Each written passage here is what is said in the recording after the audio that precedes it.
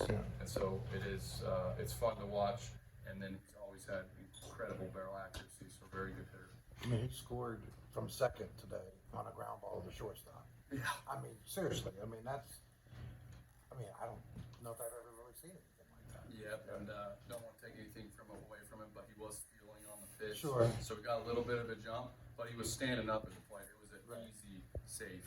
And then he did it again when he stole second. A ball kind of squirted to the backstop, and he got third. Yeah. And so both those plays are kind of like, you don't see that very often, and it happened twice in one game. Now, when you're going through that many pitchers, even if that was kind of the goal going in, was it also in a way a little bit testing your catcher? And did you have any confidence that he could handle working with that many pitchers throughout a game and know what they need? And it's not easy to do. That's easier said than done. I didn't think about that too much in the moment because Logan Save was DHing, and he had a little bit of a quad issue in the last game that showed up, and so it was really nice to get him out of the game a little bit earlier. But our only other option was Sam White, so if we took Kelly out at any point, we were going to be on our last catcher, and we wanted to give Sam White a little bit of a breather. He's played every inning of basically every game, and so the only option was you had a young, talented catcher that you want to get innings and you want to catch as much as possible as he develops. So let's see how he handles it. And I think the telltale sign of a great catcher is that you don't notice him too much. He's not jogging to the backstop very often, and so he did exactly that. He just caught a great game. He was aggressive. He stayed in the game. It's easy to fall asleep sometimes if the score separates a little bit. He threw one ball down the right field line when he was trying to pick a runner off at first, and that kind of fired me up because you have to look for outs. You have to be aggressive. You have to want to win, and so if you're doing that full speed, you're going to make mistakes. If you have a pass ball or a drop ball and you cost 90 feet, that's just as bad, but one's aggressive and one's lazy. So we'll miss on that aggressive side 100% of the time. Steve, Ben McDougal, we heard a lot of good things about him in your guys' preseason press conference. What's held him from pitching? I think it's just been developing. So when he chose to come here, his stuff wasn't quite in the best spot, and throughout the fall and the spring, he'd had some good outings, he had some bad outings, he had been hit, then he had a great outing. We had two lefties that we had a little bit more familiarity with, and Joe Fredericks and Fairman, and so early in the season, they got more opportunities. So you kind of keep feeding those guys the ball in the hopes that they'll have success and then they'll do well. Joe Fredericks had 20 appearances last season, so you want to feed the guys that have been good for you as much as possible. And McDougal hadn't had that opportunity to prove that he was ready for this level yet over the course of his career. But he's the most humble dude. He's from the state. He loves the Mountaineers, and he just keeps getting better. So it's like this quiet, humble leader in a certain way. And then he got his opportunity today with bases loaded in his first Division I appearance. Punch out, fly out, and didn't give a run. So it was like unbelievable first college outing at the Division I level for him. And he was up to 92 or 93. And so it's a fair question. It's like, well, why the hell is that guy not pitching more? That dude looked pretty good. And so it's a testament to the depth of our staff as well, that you have a lefty up to 92 that threw a bunch of strikes in a big moment that hadn't got in the game yet. And so it's because there's a lot of competition, but obviously what he did today will impact his future innings moving forward. So it might be a little early to ask, but you played a lot of freshmen today, especially at the mound. What can you say about the future of this team, considering that you took the helm from Coach Randy Mazey? What can you say about the future of this ball club? Yeah, hopefully those young guys just keep getting innings. I think it's always relative. Everybody shows up here as a pitcher and wants to be the Friday night guy and clip out 100 innings and throw complete games. And if they can focus on just getting better and taking advantage of their opportunities when they get them, they have a chance to eventually evolve into that. But the reason we're throwing those young guys is because we think that they can help us now, and we think that they can help us long term. But Why did you say the ball into that? evolve? Yeah. Like your Pokemon? Well, they're trying to evolve into dudes. So I think that the moral of the story is just that those young guys we think can help us right now and also in future years. And I'm excited about those guys. But we're not pitching them because they can't help us. So it's not future oriented. They're really high end, good pitchers that are in that freshman class that continue to get better. And I think their roles will continue to increase as you see. There's been years, even with, with me and Mays, a guy named Ryan Berger, who's knocking on the door of being in the big leagues. One of his first starts were in the Big 12 tournament, and he went like 5 innings, a shutout baseball versus Texas or Oklahoma. So there's just been some of those stories where it's like they're not quite ready, but when they are and we put them in the game, we look like geniuses because they have success, but we also look like idiots because they hadn't pitched yet, right?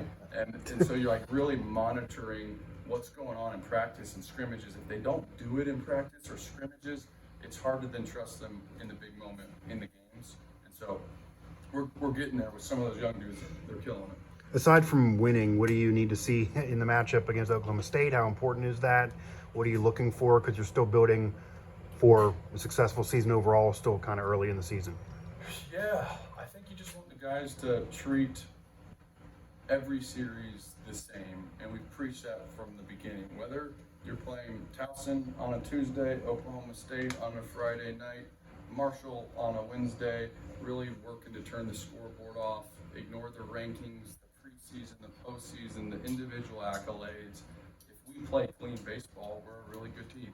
We're a talented team that has an opportunity to have success on a regular basis. And so wherever we're at, trying to eliminate the opponent as much as we can and just play our brand of baseball. Any sort of feeling for you individually going back to Oklahoma State? You rolled there and coached there, and Yeah. you probably learned a lot about that. Yeah, Josh Holliday's an incredible head coach.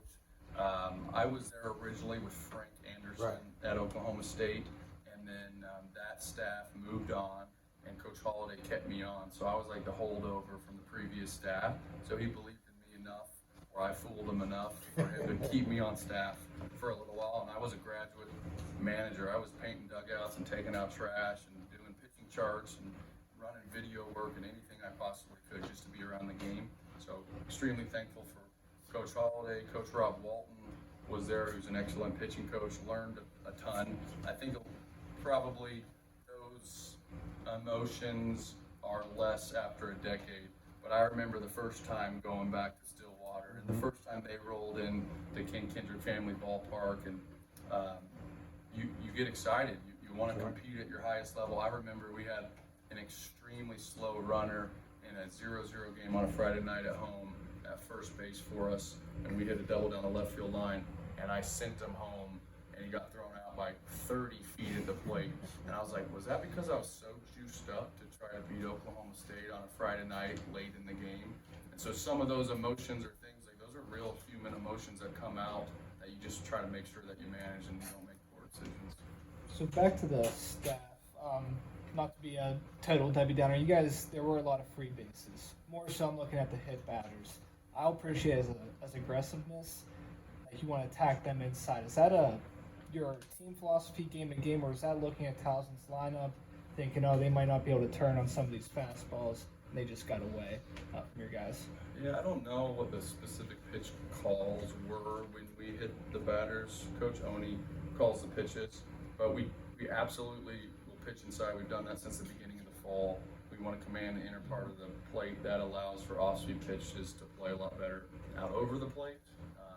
Kind of classic baseball strategy. Every hitter is different, but his hard in, soft away is extremely common. My guess is that a lot of those pitches that we hit opponents with today weren't necessarily inside fastballs. They were just sprayed and missed. And so that's not good. It's more common on a Tuesday game if you have 20 pitchers and you're feeding the ball to maybe the pitchers that hadn't had the most success, or pitchers on the depth chart that were 14 to 20. You want everybody to agree great. You want every pitcher to have command, but when you have 20 healthy arms, the guys that aren't pitching as much, a lot of times they're more rusty, or they're younger, or they're struggling, or they're working on mechanics. You want to put them out there so they gain experience, but the cost of that is some bumps and bruises on the other team normally. Coach, one more about Oklahoma State. Obviously, there's 12, Big 12 series, or 13? There is We played 10. 10, okay. And there's 14 total teams. So I mean, this is the first series of the year in Big 12, but obviously Oklahoma State picked first. They are who they are. So do you think this is a big series for you guys coming up? Yeah. Okay. Yeah, I don't know. I'm sick. I think every series is good. Like I had butterflies before today's game because the reality is if you lose against a quote unquote lesser opponent, Sure. it can affect your postseason resume more than losing versus a good opponent. So oftentimes when you play somebody that you're supposed to beat, I get more anxious. Like I'm a mess sometimes before the game if you're playing a Towson who's maybe like not quite as highly regarded as Oklahoma Right. State. When you play maybe a higher ranked team or a more quality team, like you've trained, you've worked, you prepared, you go let the chips fall, you go do your thing. But sometimes I worry about mentality going to a game like today where guys maybe don't have the right edge going into the game because they think it's going to be easy. And in baseball, you get one good starting pitcher on the other team, you make some mistakes, you hit some batters, and it can get away from you in a hurry. So it is a big series, but literally they're all big series. You want to win the Big 12, you want to go compete in your league, all those things are important. So I don't, personally, there's no difference for me. Do you think the team, I mean, obviously, 15-1 is a great start. Is there a swagger built up over that course that can lead you into, the Big 12? I think there's a swagger. I think there's confidence. I think there's a lot of guys that know whoever we play has a chance to have success. Spencer Barnett's perfect example. Didn't start the game, hit 2 home runs. Kyle West didn't start the game, 2 hits and a walk. You had some guys that had success that weren't starters in this game.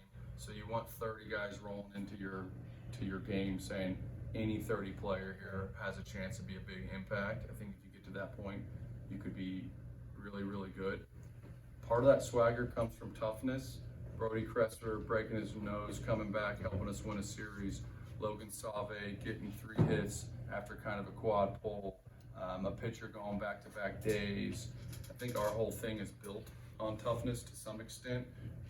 We train in the early spring in sleet and snow and ice, and oftentimes it's a frozen hell for a baseball player who's trying to throw 95, trying to hit 95 in the ice. And so I think a little bit of that mentality is like wherever we show up, we're going to try to play with more grit than anybody. And that's a West Virginia thing. I mean, I think every sport and every coach forever has talked about the grit of the state and what this thing's about. But it's just a reality in our sport. Like, there's definitely guys that are training in shorts on side fields with manicured grass when we have snowbanks around the outfield and it's 24 degrees with wind chill at 16. And so I think it makes for a little different mentality of our kids. Not much snow and sleet and still water? I don't think so, but I heard there was like potential of 30, 40 mile an hour winds, which Yeah, you get it. a lot there. And they usually have some big old left-handed hitters that can pop some balls up in the air and run it out of O'Brate Stadium. Yeah. And so we'll see how that goes. If somebody says to you that this team, because there's been a conversation, but this team could even be better than last year's team. Players have said it, fans, media have said it. Why would you think that is? Like, what makes you believe this team is better than last year's team, or is that still a work in progress that you're not ready to, say you believe in that just yet? Yeah, work in progress. I don't want to anoint anything ever. Last year's team was the greatest team in program history that actually accomplished something. Winning a regional defined that as the greatest team in program history. So going 15-1 and having a good batting average and 18 pitchers that contribute with a sub-3 ERA, that's not winning. That doesn't mean anything. Those are individuals that are accomplishing things that are fun. But no season has ever been won before the conference started. So none of that matters. That's all kind of poison, eyewash kind of stuff. So what we actually do and how you perform will dictate if this team is better or not. So we won't know that until the end of the year. Are there things that maybe in your brain could think, okay, we do this well, Yeah. if you get there? Are there attributes that you're seeing already? Yes, we have What would those be? veteran, intense, highly motivated position players across the board and up the middle of the field. Catcher, shortstop, second base, and center field are returners that understand what it takes to win and play in the super regional. So if you have that, it's a really good starting point. You have a bunch of guys around them that are highly motivated, competitive. With the depth of this team, in the fall, every single person knew that performance matters. Performance matters in the fall, performance matters in the spring. If you don't bring it every day with energy and perform, you're not going to get in the lineup on this team. So the depth is really what has created an atmosphere that is requires hunger, aggressiveness, eagerness to show up to the yard and get good. The pitching staff is probably the most talented when it comes to stuff, fastball velocities, attributes of pitches, spins, but it was highly inexperienced. We lost 75% of our innings from last year. So that inexperience, though, has allowed for guys to get opportunities, and they've performed well up to this point. So when it comes to stuff, our pitchers are better than last year. When it comes to performance, that is to be determined. But last year we had some starters that regularly threw complete games and long outings. And so by the end of the year, there's probably only like 5, 6 guys that were getting the ball in general.